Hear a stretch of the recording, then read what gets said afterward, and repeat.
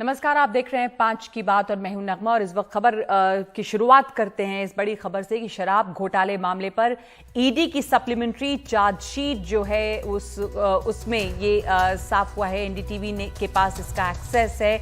ED की जो supplementary chargesheet है ये शराब घोटाले के मामले पर है।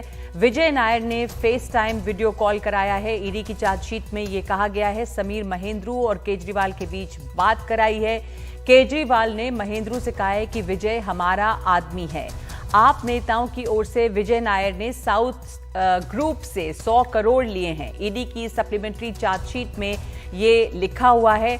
गोवा चुनाव में कैश का इस्तेमाल किया गया है, ये भी ईडी की इस चार्जशीट में लिखा हुआ है। आपको सुनाते हैं कि इस पर अरविंद केजरीवाल की क्या प्रतिक्रिया आई है।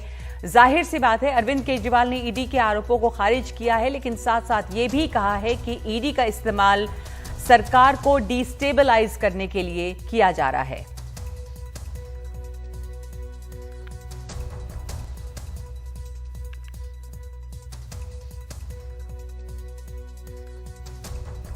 ईडी की कितनी चार्जशीट, अभी तक 5000 चार्जशीट फाइल की होंगी ईडी ने अपने पूरे इस सरकार के कार्यकाल में। उसमें से कितने लोगों को सजा हुई? ईडी की सारे केस फर्जी हैं। ईडी के केस केवल सरकारें गिराने और सरकारें बनाने के लिए इस्तेमाल किए जाते हैं। ईडी के केसेस, ईडी जो है भ्रष्टाचार खत्म करने के लिए थोड़ी केस करती है। ईडी तो केवल एमएलए, इन लोगों की सरकारों को एमएलए खरीदने के लिए, एमएलए तोड़ने के लिए, सरकारें बनाने के लिए, सरकारें गिराने के लिए इस्तेमाल किया जाता है। तो ईडी की चार्जशीट एक पूरा फिक्शन है।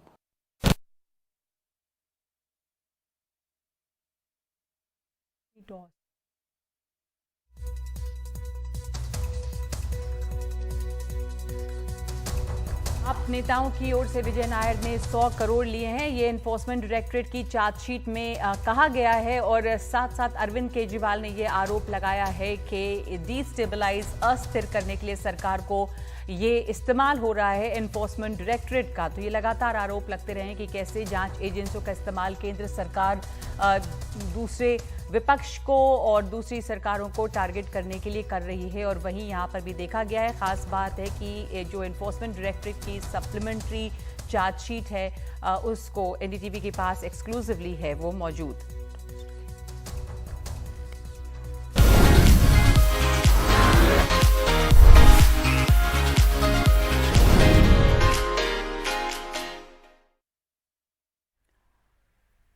और इस वक्त हम आपको मिलवाने जा रहे हैं उन चैंपियन से जो जीत के झंडे गाड़ कर लौटी हैं। तो हमारी लड़कियां under 19 world champion team Bharat लौट आई और इन सब की कमाल की कहानियां हैं। संघर्ष से कामयाबी का इनका जो सफर है वो जाहिर सी बात है कि मुश्किल रहा होगा। ये चैंपियन हमारे साथ मौजूद हैं और हमारे साथ मौजूद है मेरे सहयोगी विमल मोहन। विमल, आपको मैं हैंड ओवर करती हूँ, इनसे सवाल पूछें और मैं भी इनसे कुछ सवाल पूछना चाहूंगी। बिल्कुल, जैसा आप कह रहे थे नगमा, सबकी संघर्ष से कामयाबी की बेमिसाल कहानियां हैं। और जैसे हम लोग कह रहे थे कि लड़कों को तो मैदान पे आना और फिर वहां से जो उनके संघर्ष से कामयाबी की कहानी होती है वो अलग होती है, लेकिन इन लोगों के लिए और भी मुश्किल भरा सफर रहा है और अब तो बिल्कुल लाजवाब है। और बहुत सारे लोग इसको 1983 वर्ल्ड कप की जीत से और या 2007 में जो धोनी ने जीता था, धोनी की टीम ने जीता था 2007 में साउथ अफ्रीका से। और इस वक्त हमारे मेहमानों को अगर हम देख लें तो नुशीन हैं, ये सबसे बड़ी बात है। नुशीन तितास हैं, पश्चिम बंगाल की हैं। नुशीन हैं इसके और चारों खिलाड़ी हैं हमारे पास और नुशीन कोच भी हैं टीम की। तितास, पहले आपसे शुरू करें। सब कुछ अभी सपने जैसा ही है या धरती पे उतर आए हैं? बहुत सारा सेलिब्रेशन और बहुत सारे लोग घेर रहे हैं आपको। बंगाल से पेसर का आना, झूलन गोस्वामी की तरह से लोग आपको देखते हैं अभी। नहीं, अभी तो जमीन पर उतर आए हैं, 2-3 दिन हो गया। उसके बाद अभी थोड़ा सिंक इन हुआ है कि हाँ ठीक है, अभी अपने वापस नॉर्मल लाइफ में वापस जाएंगे। मैं आपसे पूछना चाहती हूँ, जब आप लोग वापस लौटी और अभी बंगाल में जब आप गई, अपने घर गई, तो वहां का कुछ बताइए कि आपको कैसा वहां रिसेप्शन मिला। और अब इतनी कम उम्र में इतनी बड़ी जीत आप लोगों ने हासिल की है, आसपास किस तरह का रिस्पॉन्स मिल रहा है? हम लोग जब वापस आए तभी एयरपोर्ट में स्पोर्ट्स मिनिस्टर, उसके बाद क्रिकेट एसोसिएशन ऑफ बंगाल के प्रेसिडेंट, सेक्रेटरी, सभी हम लोग के लिए इंतजार कर रहे थे और प्रेस भी था। तो उसके बाद उन्होंने हम लोग को थोड़ा वो बातचीत करने के बाद फेलिशिएट करने के बाद हम लोग को वापस भेजे घर। नौशीन, आपके लिए मतलब टीम कई बार फाइनल में पहुंची और अब जीतना वो माइंड में जरूर था। कोच होते हुए आप खिलाड़ी के तौर पे वर्ल्ड कप खेली हैं, लेकिन टीम हमारी कई बार फाइनल तक पहुंची, ये इस मुकाम की जरूरत थी। जी हाँ, बिल्कुल। जैसे देखा गया है कि काफी टाइम तक टीम सेमीफाइनल्स खेल रही थी या फिर फाइनल्स खेल रही थी और एक ही मुद्दे के साथ टीम चलती है कि जब आप एक बड़े एडिशन में जा रहे हो तो जाहिर है कि टीम चाहे कि वो वर्ल्ड कप जीते। तो इस बार शायद लड़कियों ने कमाल दिखाया है, जिस तरीके से उन्होंने क्रिकेट खेला है, जिस जज्बे से खेला है, मैं कहना चाहूंगी वो काबिले तारीफ था। तो थ्रू आउट द टूर्नामेंट जो जर्नी रही है लड़कियों की वो काफी अच्छी रही है। जी, और मैं एक बात पूछना चाहती हूँ आपसे तितास और नौशीन आपसे भी कि एक तो जर्नी तो मुश्किल रही, जर्नी में बहुत अप्स एंड डाउन्स होंगे, लड़कियों को क्रिकेट के मैदान में आना, जैसा विमल भी अभी बोल रहे थे, वही एक बहुत बड़ी मुश्किल भी होती है। तो किस तरह तितास आप क्रिकेट की ओर बुड़ी और जब आप क्रिकेट खेलने लगी तो शुरुआत में कब आपने शुरुआत की, तो और क्या क्या आपको मुश्किलें आई थी इस दौरान? मेरी फैमिली बहुत ही स्पोर्ट्स के साथ रिलेटेड थे पहले से ही और हम लोग का एक एकेडमी भी था। तो उधर एकेडमी का जो टीम रहता था मैं उनके साथ उनके पास जाती थी, उन लोग के मैचेस देखती थी। तो वैसे ही मैं क्रिकेट खेलना स्टार्ट की जब मैं 13 साल की थी। अनुशीन, टीम की बॉन्डिंग के लिए, क्योंकि फाइनल में पहुंची और इंग्लैंड इतनी आसान टीम नहीं है, जैसे हालांकि उनका स्कोर बहुत ही ये रहा, आपने, क्योंकि आपको एक फेलियर जरूर याद रहा होगा, टीम को कैसे बॉन्ड किया? हालांकि नीरज चोपड़ा मिले उससे पहले और हमने देखा तस्वीरों में नीरज चोपड़ा ने सबको एक पेप टॉक भी दिया। आपने क्या इसमें क्या बॉन्डिंग थी जिसकी वजह से टीम लगातार जीती चली गई? देखिए, ये टीम अभी की नहीं है, ये टीम 7 महीने की प्रिपरेशन है, जहां पर ये लड़कियों ने एक साथ खेला है, एक अगेंस्ट ईच अदर खेला है। चैलेंजर्स में काफी ऐसे मैचेस हुए थे जहां पर इनको अपॉर्चुनिटी मिली थी खेलने के लिए। तो जाहिर सी बात है कि जब आप over a period of time 7 महीने से प्रिपरेशन कर रहे हो तो वो बॉन्डिंग तैयार हो जाती है। सिर्फ प्लेयर्स में नहीं, इवन स्टाफ में वो बॉन्डिंग तैयार हो गई थी, जिसके कारण चीजें आसान हो रखी थी। जब आप ये बॉन्डिंग क्रिएट करते हो तो आप सिर्फ इस बारे में नहीं सोचते कि गेम ग्राउंड पे कैसे होता है, ऑफ द फील्ड भी काफी चीजें मायने रखती है कि हेड स्पेस कैसा हो एक प्लेयर का। तो ये टीम में दिख रहा था। एक हमारे साथ एक और खास खिलाड़ी अर्चना ज्वाइन कर रही हैं। अच्छा, वो जुड़ नहीं पा रही हैं, वो मुझे कॉल कर रही हैं लगातार। अर्चना की एक कहानी भी नौशीन है, जैसे सारी लड़कियों की कहानी, सारी लड़कियों की कहानी है, अर्चना की भी एक अलग कहानी है और बहुत सारा वो काफी पॉपुलराइज भी हुआ। फादर को कैंसर, बड़े भाई को सांप ने काट लिया, इस तरह की कहानी ऐसा नहीं कि किसी और खिलाड़ी की नहीं होगी। सारी खिलाड़ियों की मैदान पे पहुंच के लड़कों के साथ खेलना, उनको बीट करना, उसके बाद स्टेट टीम में आना, नेशनल टीम में आना, आपके लिए इन कहानियों को जोड़ना कितना मुश्किल था? क्योंकि ठीक है, वर्ल्ड कप में आ गए, साउथ अफ्रीका में आ गए, लेकिन एक जो बोझ है जिसके पहले आपको बहुत सारा पेपर भी किया जा रहा था, यह कितना मुश्किल था लड़कियों को एक तरह से जोड़ना? देखिए, एक बात है कि जब आप इतने बड़े इवेंट की तैयारी कर रहे होते हो तो फोकस सिर्फ वर्ल्ड कप होता है, जो कि हमें ये कल्टीवेट करना था लड़कियों में। जैसे मैंने पहले भी कहा है कि 7 महीने से एक कल्चर रहा है टीम का कि एक चीज ग्रिल्ड करी गई थी लड़कियों में कि हमें वर्ल्ड कप के लिए प्रिपरेशन करना है, उसके हिसाब से हमें मेहनत करनी पड़ेगी। कहानियां तो बहुत है, शायद अनगिनत होगी कहानियां, लेकिन काबिले तारीफ की बात यह है कि जब लड़कियां ग्राउंड पे पहुंचती है तो कहानियां एकदम बैक स्टेज लेती है, फोकस अलग हो जाता है, क्योंकि वो कल्टीवेट, जैसे मैंने कहा है, कल्टीवेट किया गया है कि किस मुद्दे पे, किस चीज पे हम मेहनत करके जो प्लेटफॉर्म पे आए हैं वो ज्यादा इंपॉर्टेंट होता है। तो शायद मैं कहूंगी कि एक तरीके से कहानियों ने लड़कियों को मेंटली स्ट्रांग रखा है, जो कि ग्राउंड पे दिखता है कि हार नहीं मानना चाहते हैं।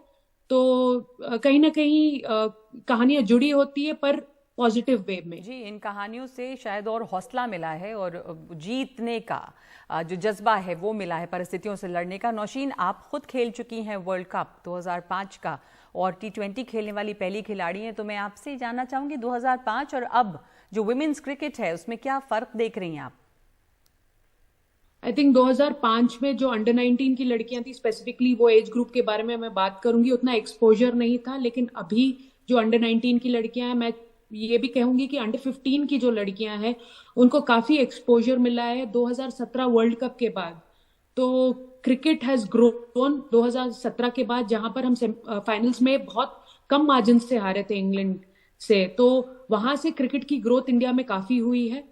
और अभी की जनरेशन ये समझती है कि वो क्यों खेल रही है क्रिकेट, कैसे खेल सकती है क्रिकेट और कैसे खेलना है, तो काफी अंतर हुआ है उसमें। एक बड़ी बात है नगमा की नुशीन पहली T20 वर्ल्ड कप का जो पहला कप है वो नुशीन को मिला था और वहां से सफर किया। और तितास, आपसे जानना चाहेंगे, फाइनल में प्लेयर ऑफ द मैच बनी, सचिन ने कुछ कहा आपको इसके लिए खास करके, और कल पैसे भी मिले आप लोगों को काफी? तो सचिन सर ने हम लोग को यही बोला था कि एक टूर्नामेंट का सबसे इम्पोर्टेंट पार्ट होता है कि आप उधर क्या सीखते हो, तो वो हम लोग को वही पूछ रहे थे कि हम लोग को क्या इंफॉर्मेशन मिला। एक पहली बार हम लोग कहीं बाहर जाके खेले, इंटरनेशनल टूर किए, तो उधर हम लोग को क्या मिला, क्या सीखने को मिला, कंडीशंस के बारे में क्या इंफॉर्मेशन आई, यही बोल रहे थे। सचिन और नीरज चोपड़ा दोनों से मिले, और एक से मैच के पहले एक से मैच के बाद, क्या ज्यादा आपको, क्या इम्पैक्ट आया आपको, क्या अलग अलग दोनों से सीखने को मिला?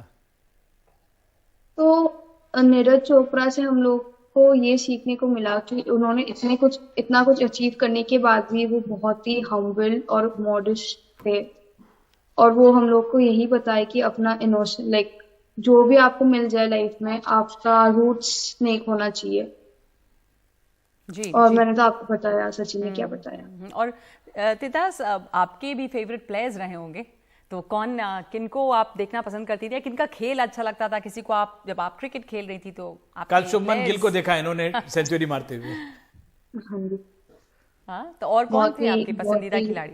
बैटिंग किया उन्होंने। पैट कमिंस को देखे हैं, उसके बाद इंडियन पेसर्स को भी देखे हैं, शमी को देखे हैं। ओह लवली। तो पैट कमिंस, मोहम्मद शमी। एक बहुत बड़ी बात नुशीन जो आ रही है आप लोगों के लिए, जैसे 1983 वर्ल्ड कप हुआ तो लता मंगेशकर को गाना गाना पड़ा था इनके पैसे के लिए। आज BCCI के पास पैसा है, पैसा उन्होंने दिया है। IPL, विमेन IPL आने वाला है, आपको लगता है कि क्रिकेट यहाँ से बदल जाएगा, खासकर विमेन के लिए भी? वही जो 2008 में मेंस क्रिकेट को IPL में मिला था, वो उसकी एक तरह से शुरुआत हो गई। एक स्पार्क चाहिए था, वो स्पार्क आपने दिया है। बिल्कुल सही प्लेटफॉर्म हुआ है। देखिए, ICC world cup trophy under 19 जीती गई है, उसके बाद तुरंत एक महीने में हम WIPL खेलने वाले हैं लड़कियां, जिसका काफी देर तक इंतजार था हमें। तो ऑब्वियसली यहाँ पर मैं वुमेन्स क्रिकेट की ग्रोथ ही देखूंगी, क्योंकि काफी चीजें एक्सचेंज होगी फॉरेन प्लेयर्स के साथ। जब आप उनके साथ रहोगे ड्रेसिंग रूम में, उनके तरीके देखोगे कि वो कैसे कंडक्ट करते हैं, तो बहुत ग्रोथ होगी क्रिकेट की। और सेकेंडली अगर देखा जाएगा तो ये अंडर 19 वर्ल्ड कप जो जीता गया है, ये काफी बड़ा प्लेटफॉर्म रहेगा अंडर 15 की लड़कियों को दिलासा देने का कि वो ये गेम प्रोफेशनली भी ले सकती है। तो काफी ग्रोथ होगी। 2017 में हमने देखा था जब हम वर्ल्ड कप जीते थे, तो आई रिमेम्बर नंबर डबल हो गए थे। और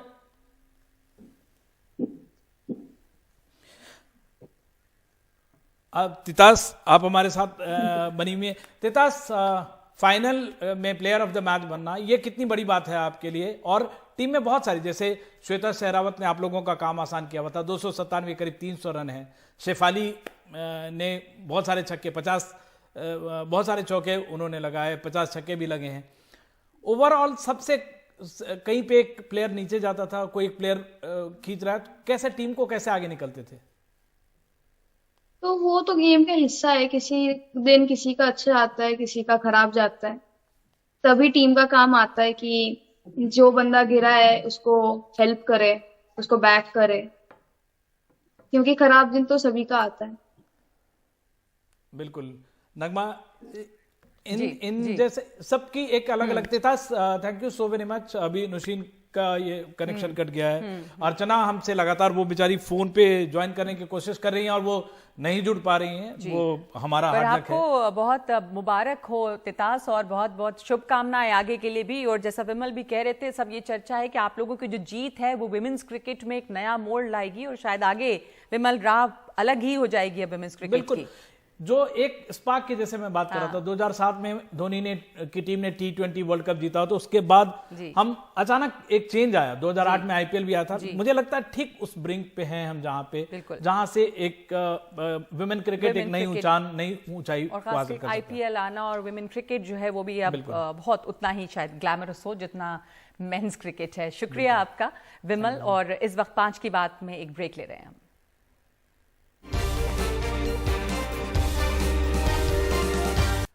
पाकिस्तान की राजनीति में हलचल है। आवामी मुस्लिम लीग के प्रमुख नेता और इमरान सरकार के वक्त देश के गृह मंत्री रहे शेख राशिद को आज सुबह गिरफ्तार कर लिया गया है। ये बताया जा रहा है कि उनकी गिरफ्तारी उस मामले में हुई है जिसमें उन्होंने आसिफ अली जरदारी पर इमरान खान की हत्या की साजिश रचने का आरोप लगाया था। इस शिकायत के बाद उन्हें पेश होने की अंतिम चेतावनी जारी की गई थी।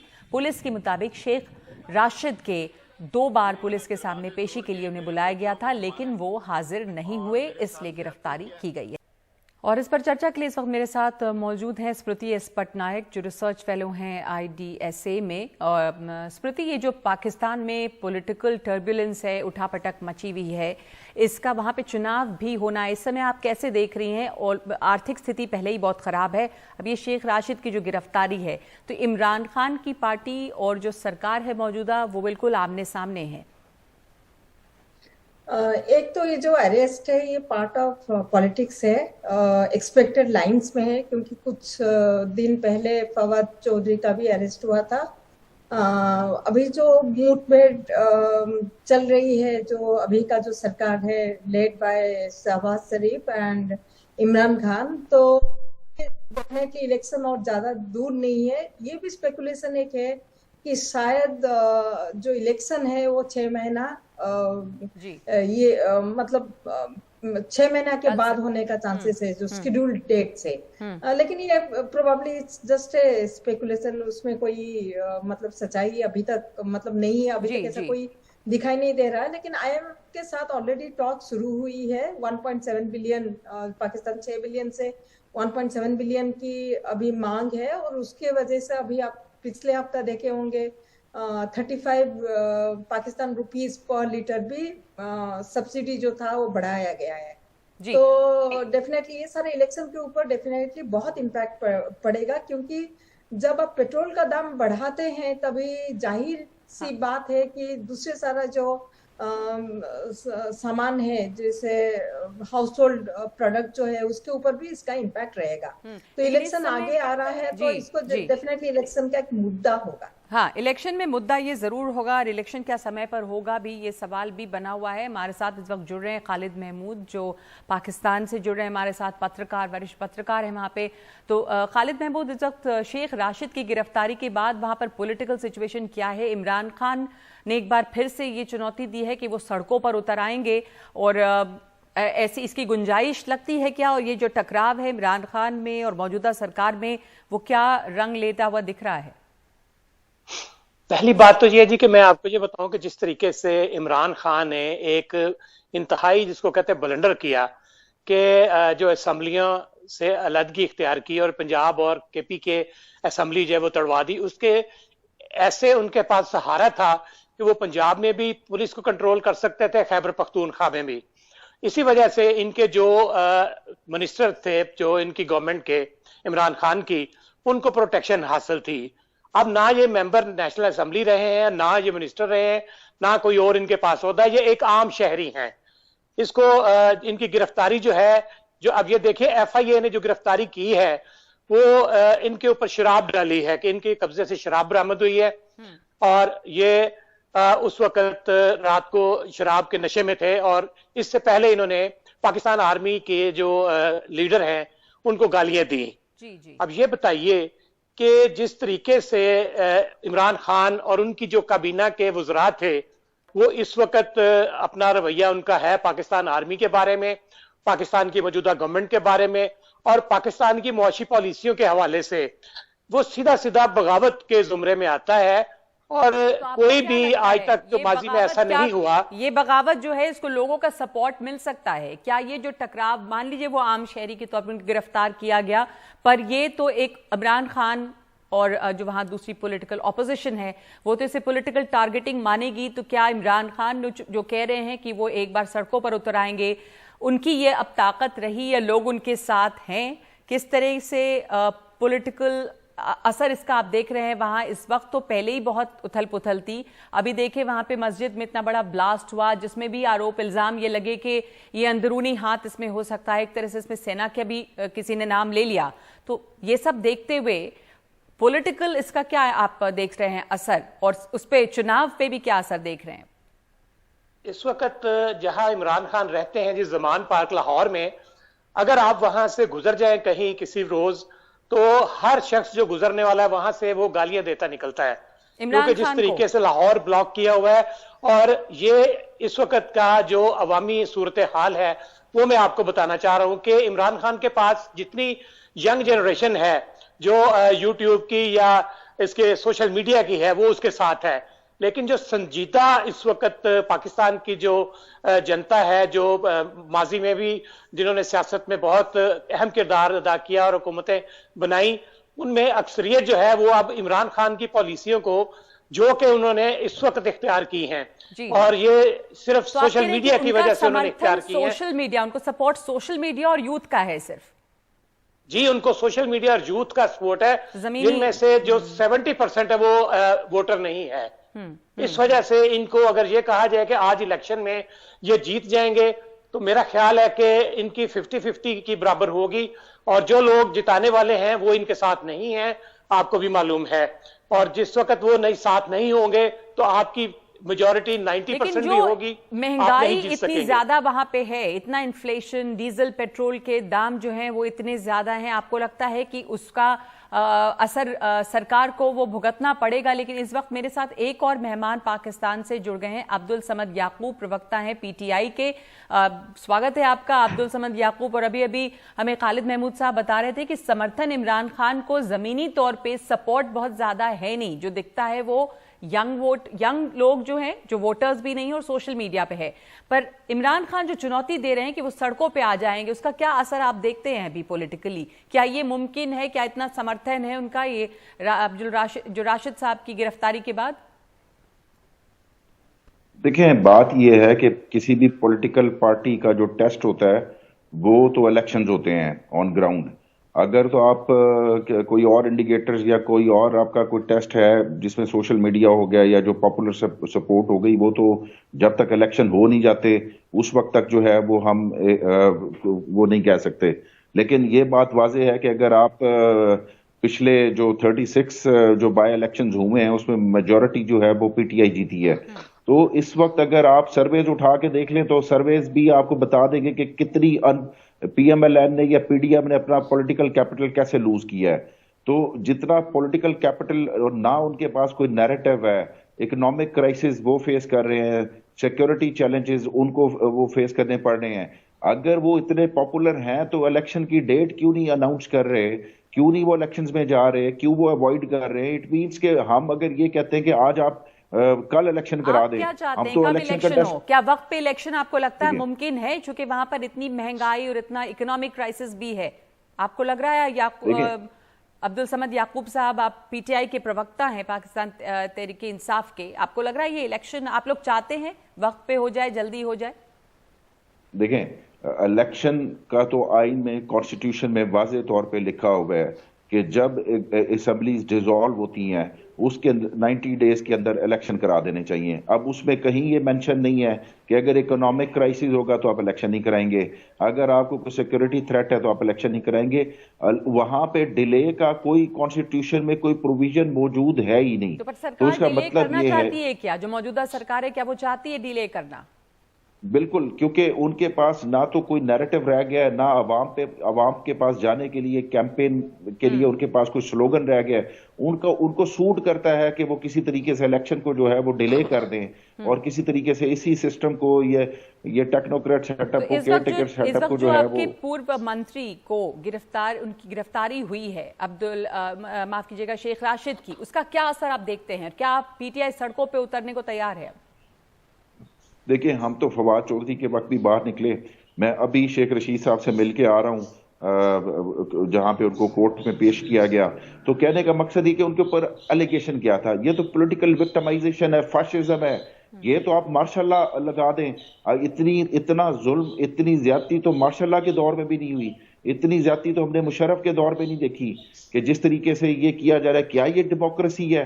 क्या आप लोग वहां पे इंडिया में बैठ के देख नहीं रहे कि क्या आपके यहाँ ये कंडक्ट होता है कि इस तरीके से? आपके यहाँ भी तो अपोजिशन है। हमने तो कभी नहीं सुना कि आपने अपोजिशन को दीवार से लगा दिया हो। हमने कभी नहीं सुना कि कांग्रेस के लोगों के साथ इतना ज्यादती की हो। वहां पे तो टॉलरेंस नजर आती है। वहां पे तो कभी पॉलिटिकल विक्टिमाइजेशन नहीं है। ऑपोजिशन को बिल्कुल खामोश कर दिया गया है पाकिस्तान में इस वक्त जो हालत है, बिल्कुल दीवार के साथ लगाया जा रहा है। ठीक है। और इस वक्त बहुत सारी चुनौतियां, एक तो ये कि पॉलिटिकल जो इंस्टेबिलिटी पाकिस्तान में नजर आ रही है, दूसरे इकोनॉमिक क्राइसिस जो पाकिस्तान झेल रहा है, तो सरकार के लिए कई मुश्किलें हैं। बहुत शुक्रिया आप तीनों लोगों का हमारे साथ शामिल होने के लिए इस चर्चा में। इस वक्त इतना ही वक्त है मेरे पास। अब्दुल समद याकूब, धन्यवाद, बहुत बहुत शुक्रिया। खालिद महमूद और स्मृति एस पटनायक, आपका धन्यवाद बताने के लिए हमें पाकिस्तान की स्थिति इस समय क्या है। 5 की बात में एक ब्रेक के लिए रुक रहे हैं हम।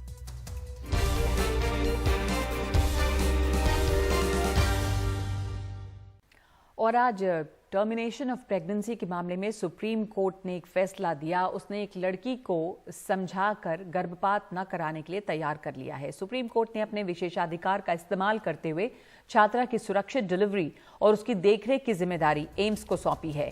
छात्रा ने 29 हफ्ते का गर्भ गिराने के लिए सुप्रीम कोर्ट का दरवाजा खटखटाया था।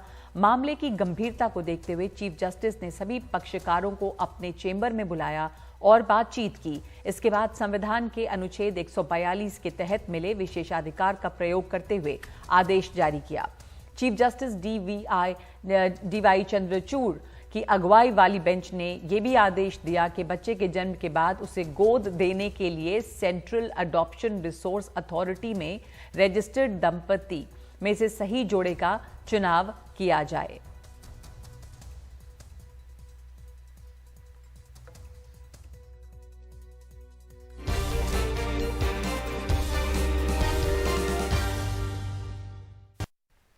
बिहार सरकार के मद्य निषेध विभाग के प्रधान सचिव के पाठक का एक वीडियो बहुत वायरल है और इस वीडियो में वो अधिकारियों को गालियां देते हुए दिखाई दे रहे हैं। इस दौरान एक अधिकारी उनसे माफी भी मांग रहा है, लेकिन प्रधान सचिव कहते हैं कि बिहार प्रशासन बेकार हो चुका है। इस मामले को लेकर बिहार के तमाम अधिकारी गुस्से में हैं। बिहार एडमिनिस्ट्रेटिव सर्विस एसोसिएशन यानी BASA ने मुख्यमंत्री नीतीश कुमार और मुख्य सचिव के पाठक पर इसके खिलाफ कार्रवाई की मांग की है। साथ ही कार्रवाई न होने पर सड़कों पर उतरने की चेतावनी भी दी है। ये हमारे DGP पार्ट का जो वीडियो आया है बड़ा दुखद और दुर्भाग्यपूर्ण है। हमारे पदाधिकारी सारे इस वीडियो को देख मर्माहत हैं। हमारे एसोसिएशन के लोगों को गाली दे रहे हैं। तो हम सरकार से मांग कर रहे हैं कि ऐसे पदाधिकारी जो मानसिक रूप से विक्षिप्त हैं उनको सेवा में रहने का कोई अधिकार नहीं है। सरकार अविलंब इन पर कार्रवाई करे, इनको बर्खास्त करे। हम माननीय मुख्यमंत्री जी से मुख्य सचिव से अनुरोध करेंगे कि अविलंब अगर कार्रवाई नहीं की जाती है तो हम लोग बैठेंगे और हमारा संगठन निर्णय लेगा कि क्या हमको भी सड़क पर उतरना होगा। अगर उतरना होगा तो जरूर हम उतरेंगे।